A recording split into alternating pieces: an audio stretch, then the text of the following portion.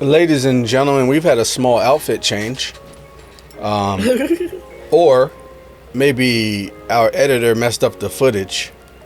You didn't really mess up the footage. Technology messed up. Yeah, some things happen. Either way, here we are. Either way. Huh? Either way. Either way. Okay. Either way. Why you do it? I thought that was what you were doing. I was doing your thing.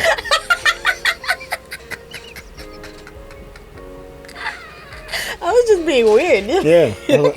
Oh, okay. I mean, I Unity. didn't do it intentionally. Oh, okay. I was going for unity. I like it though. You're welcome.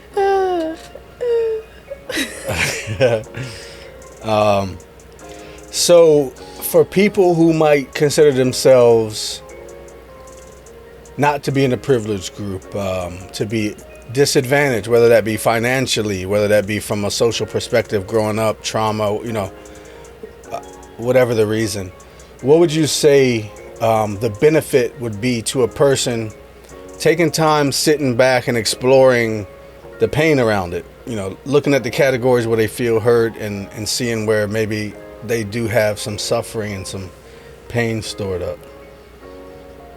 Absolutely. That's a good question.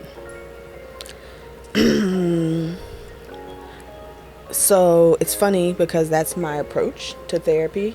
Existentialism is oftentimes rooted in what is the meaning of our suffering? What is the meaning of our pain? And from that perspective, everything, growth, development, perseverance, right? This is what you can get from exploring it? Absolutely, right? Because if I'm comfortable, I'm not really exploring already. I'm comfortable. Right. No one asks a bunch of questions when they're comfortable. I'm good. Yeah. But when I'm uncomfortable, what's going on? Why is this happening? Why does this keep happening to me? So now I have an opportunity to figure some shit out. When I'm comfortable, I don't typically ask a lot of questions. Right, exactly. Like my car is working fine. Hey, mechanic, check, see if something's wrong. Yeah. My relationship's working fine. Hey. Let's go to counseling. Let's just go to counseling. Or let's just sit down and discuss everything we don't like about each other. People don't do that. Right. So normally it's once you're in pain, once you're uncomfortable, once you're going through something that you're like, okay, what's going on? Okay. That's the benefit of the conflict. If you don't have any conflict, you don't really grow and develop, which is why we struggle with people who are more privileged, right? It pushes you out of perspective because if I'm comfortable, I'm not asking. Right. I'm good. Not looking under the hood. Absolutely. And it also disconnects me from people because I can't understand your point of view. I just know mine. Mine's good. Yeah. But once I've understood pain, I also can understand yours a little better. Okay. I understand. It helps you with relating also. Yeah.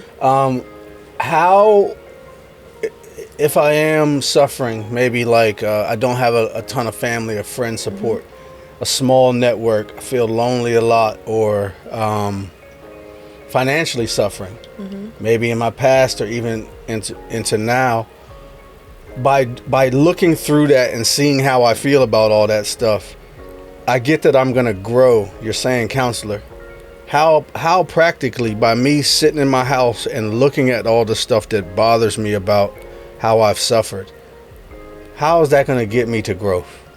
That's actually a good question because you're not going to get it just from looking, right? Okay. Right. That makes sense. In the Christian world, they use the analogy of the Bible being a mirror. Okay. Right? So it's like looking in the mirror, seeing you have a booger on your face and doing nothing. That don't help. Okay. It makes me aware that there's a booger on my face, but unless I apply some type of information, it didn't change anything. Okay. It didn't do anything. So it's not just looking and assessing by itself, but it's sort of taking those lessons and applying those lessons, right? So I think you said finances, right? Yeah. If I can see throughout several years I'm struggling financially, if I'm being honest with myself and I'm seeing that, then that also lets me know I can do something different. I shouldn't keep doing the same thing next year. I will get the same results, right? Okay. So if I want something different, I have to do something different. First part was studying it and assessing it, but now that I've studied and assessed it, what am I going to do? Okay. Now I can make some changes. Put practical steps into place. And as for relationships, if I struggled making friends growing up and now I don't have a big social circle, like I said, my family's small and stuff like that, and I know I'm suffering from it, and things aren't going great, and I really want to build new relationships.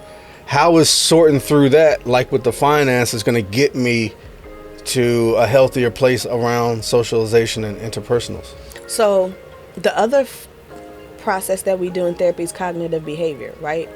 With cognitive behavior therapy, you're again assessing your thoughts, but you're being honest about your thoughts, right? Okay. So when we talk about being honest, the truth tends to lie somewhere in the middle of the two sides that we're telling ourselves. I'm not always amazing. I'm not always terrible, right? So if I'm assessing my thoughts and my relationships, and I'm saying I've struggled to make friends, I can look at the data. Well, okay, what was the struggle in elementary school? What's the struggle in high school? What's the struggle in college? Is it connecting? Is it proximity? Is it connection points, meaning similarities with my peers? Once I can see that, I also again have data to move forward. If I know I've liked these people and they didn't like me, that's something to look at, right? Okay. Am I choosing the wrong types of people to connect to? I see. So, okay, wow, thank you. You got so practical, and I didn't prep you for that, but thank you, because I could see somebody being like, all right, this is all good, what you're saying, look at it, but now what?